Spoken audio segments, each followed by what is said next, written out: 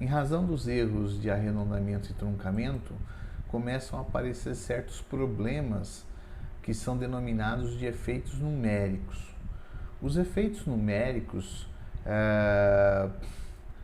na verdade, eles surgem da forma como você implementa um método numérico ou por consequência do procedimento do método numérico, tá? E os principais efeitos numéricos que acontecem são os chamados de cancelamento, propagação de erros, instabilidade numérica e mau condicionamento. São os efeitos mais comuns decorrentes do erro de arredondamento e truncamento. Vamos ver rapidamente cada um destes erros. O primeiro deles é o chamado cancelamento. O cancelamento acontece quando você subtrai números que são de quase iguais em termos de magnitude, né? Por quê? Porque no ponto flutuante você tem uma certa quantidade de casas de precisão da sua mantissa, tá? Só que se os números são muito próximos, essa minha mantissa ela é quase toda anulada. Então, do que sobra do meu resultado, das casas, é uma quantidade pequena de casas que tem valor significativo. E isso então vai diminuir a precisão do meu resultado. Isso decorre da forma como a operação é realizada. Vamos ver um exemplo aqui para simplificar a nossa ideia, né? Então, vou usar aqui 10 casas de precisão no ponto flutuante, tá? Não vou dobrar o número de casas na operação para o erro ficar mais visível, né? Então, eu estou fazendo aqui a raiz quadrada de 9.876 menos a raiz quadrada de 9.875. Fazendo as contas, a gente encontra aqui em ponto flutuante com 10 precisões com mantissa normalizada, o valor de 0,99378, etc., vezes 10 ao quadrado para esse primeiro valor. E 9937, etc., para o segundo valor. Observe que os 4 primeiros números, os 4 primeiras casas da minha mantissa são idênticas. Ele começa a alterar a partir da 5ª casa de precisão. Na hora que eu subtraio esses dois, vai haver... Bom, vou tirar isso aqui em evidência, vou subtrair as mantissas, então vou cancelar esses números, né? Vai zerar esses números e vai sobrar a diferença aqui do termo restante, que sobra 503142.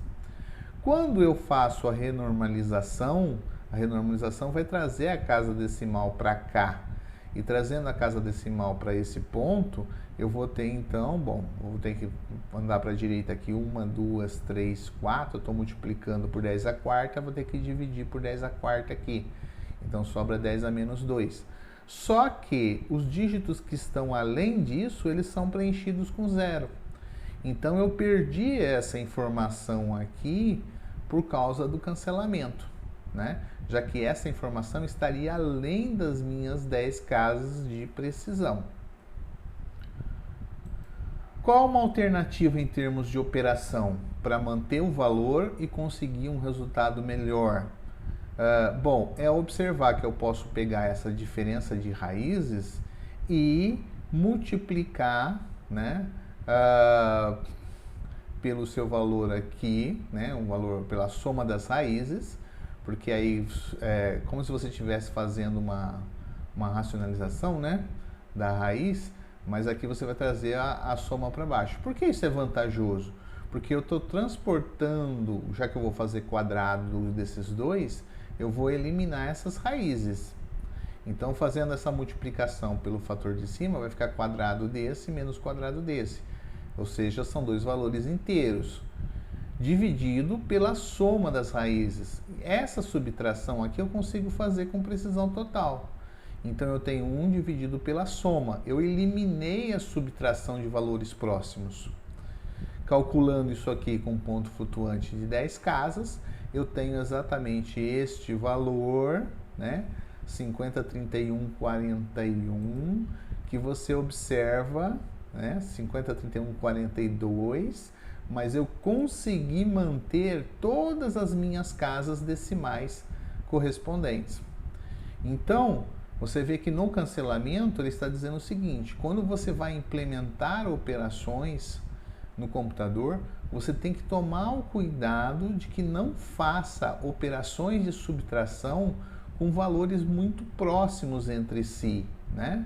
Se você tiver uma oportunidade de alterar essa operação, você ganha em precisão das suas casas decimais.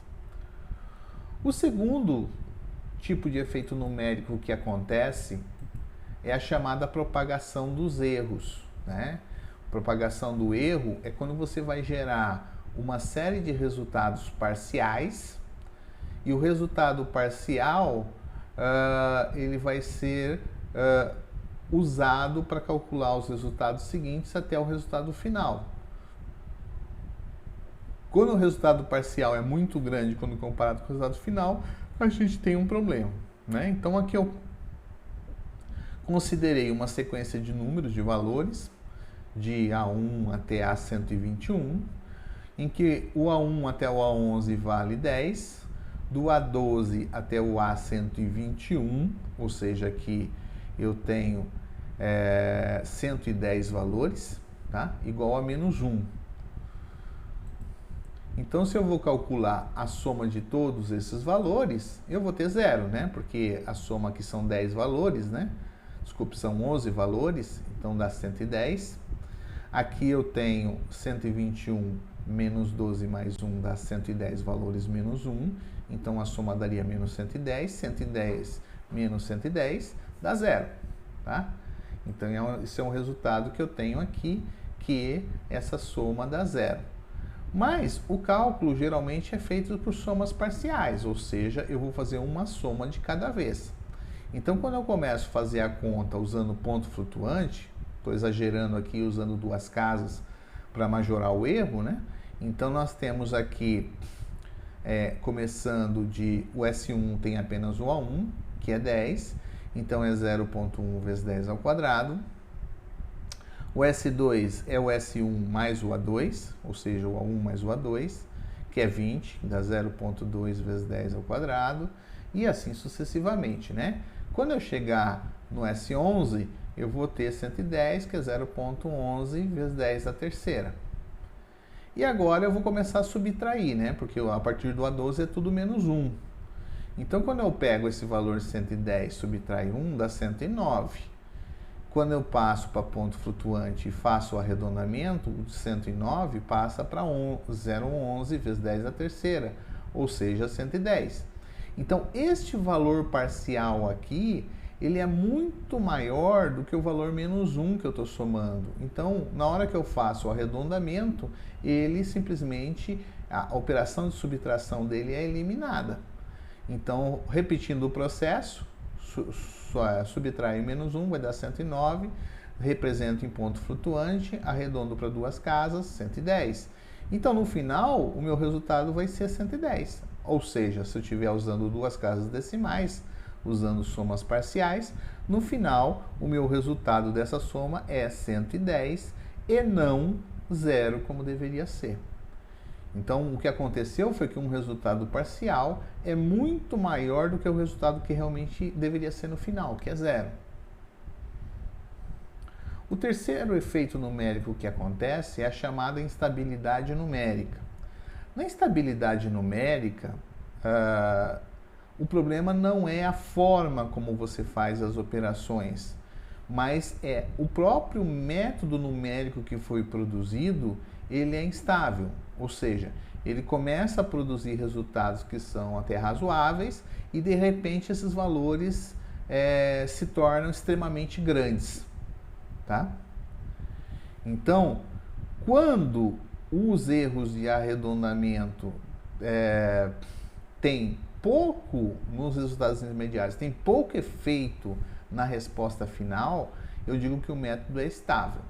Então, mesmo que você vai gerando os valores intermediários e esses têm erro de arredondamento, mas ele não afeta a minha resposta final, ele é estável. Quando o erro intermediário vai se acumulando demais e pelo método vai se tornando, distorcendo completamente o resultado, ele é instável, a gente tem instabilidade numérica.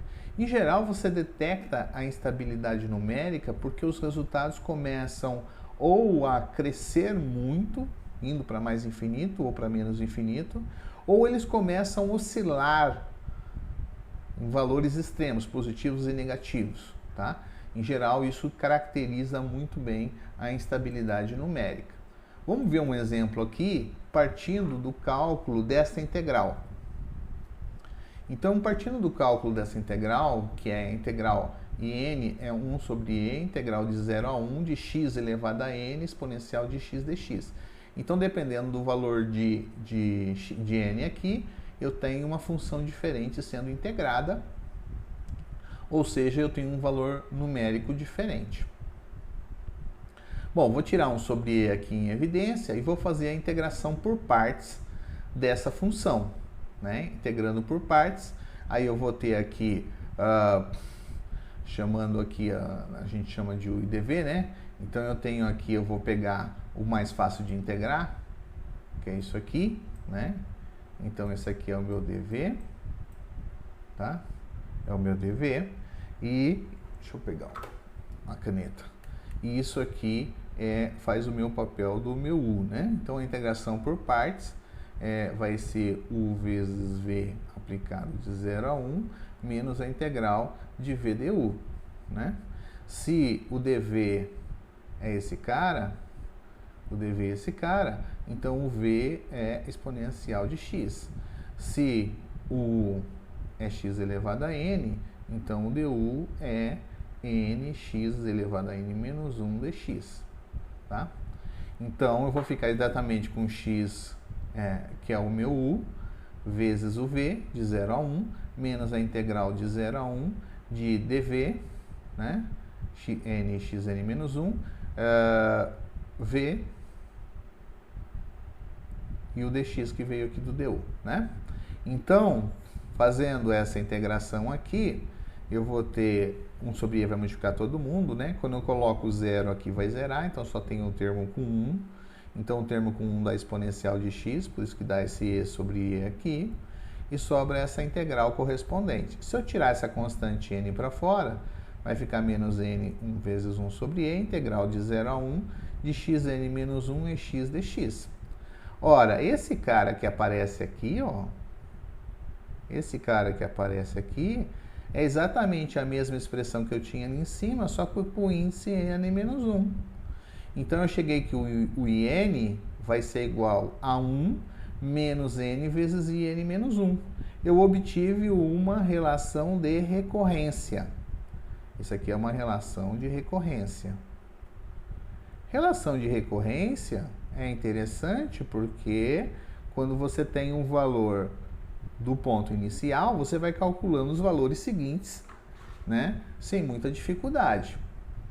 Bom, então se eu começar aqui do meu i de 0, o i de 0 é um valor fácil de calcular, porque x elevado a 0 desaparece, fica 1 sobre e, integral da exponencial. A integral da exponencial é 1, então é e elevado a x, então dá e menos e elevado a 0, que é 1, dividido pelo e, que é esse fator de fora. Então, calculando, usando 4 casas de precisão, deu esse valor aqui. Agora, eu vou simplesmente pegar e aplicar no meu método numérico, ou seja, eu vou aplicar o i0 aqui com o valor 1 para obter o i1. Depois, eu jogo o i1 aqui com o valor 2 para obter o i2, e assim sucessivamente. Então, se eu fizer isso, eu vou chegando aqui 0.36, 0.2642, 0.70, 0.17, 0.1480, 0.1120, 0.216. Aqui a gente já consegue detectar que tem um problema. Por quê? Porque se a gente fizer uma estimativa do valor de 7, você observa que o valor do in, de forma geral, ela pode ser limitada por um limite máximo da minha exponencial, né? Então, o maior valor da exponencial, se eu tomar o maior valor, é um valor constante, eu posso tirar para fora da integral. porque no intervalo de 0 a 1 a exponencial está limitada.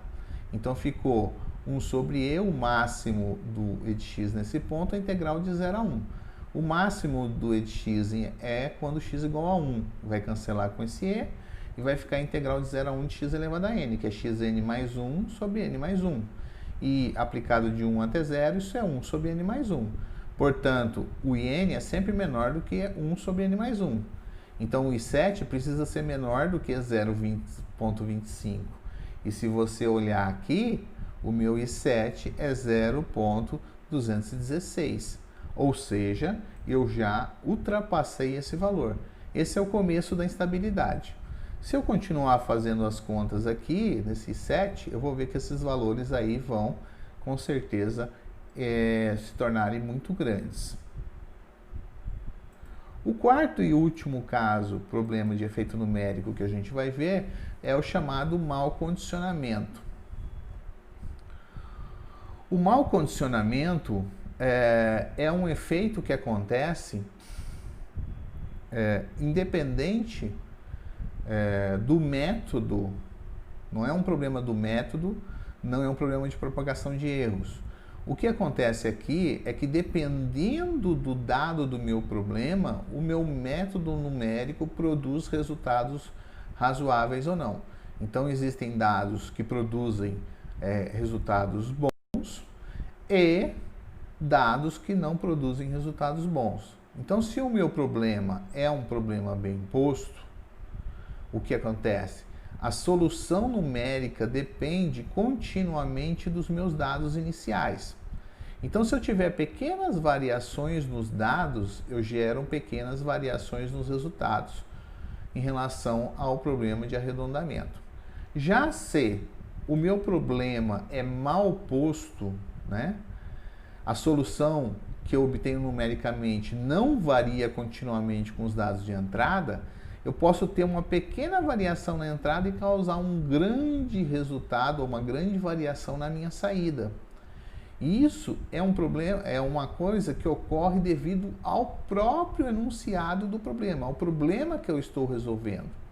Então, existem problemas que podem ser resolvidos pelo método numérico de forma adequada, porque varia continuamente com a variação dos dados, ou problemas em que isso não ocorre, em que o resultado é ruim, né?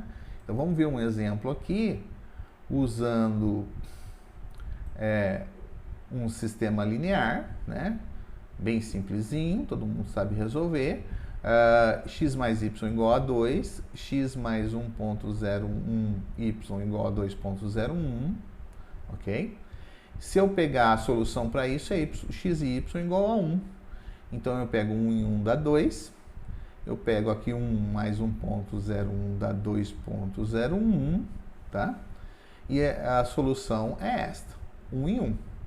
Agora, imagine que se eu tenho um problema de arredondamento e na hora que eu vou introduzir no computador, eu tenho uma pequena variação nesse fator apenas, 2.02, tá? Quando eu tenho 2.02, na hora que eu vou resolver esse sistema, o sistema passa a ter, então, um valor ou uma resposta que é 0 e 2, né? Porque 0 mais 1 dá 2, e 0 mais 2 vezes 1.01 dá 2.02. Observe que essa pequena variação que eu fiz aqui, de 10 a menos 2, ele causou uma variação muito grande na minha resposta, tá? Então, por que isso é um problema? Você vê que o enunciado do meu sistema linear, ou o meu sistema linear, tem esse problema de mau condicionamento, tá? E como o erro numérico vai ser introduzido nos meus dados, porque eu estou usando ponto flutuante, o meu problema vai produzir uma solução errônea, tá? Mas não é um problema do método numérico, é um problema, sim, do enunciado da questão que eu estou resolvendo, ou seja, da forma como esse sistema é. No caso aqui a gente não vai ver, mas é um problema de condicionamento dessa matriz do meu sistema linear. tá? Então, nós paramos aqui com essa questão da análise de erros, né? A gente não vai ficar estudando mais detalhes dessa questão, mas a gente precisa sempre lembrar que os erros no computador, eles existem, né? Eles existem, e então a gente precisa sempre analisar as respostas para esperar se aquelas respostas são condizentes com o meu problema enunciado, tá? Então eu preciso tomar cuidado nas formas como eu implemento os meus métodos numéricos no computador e preciso também sempre analisar a minha resposta, se é alguma coisa razoável frente àquilo que foi proposto no problema.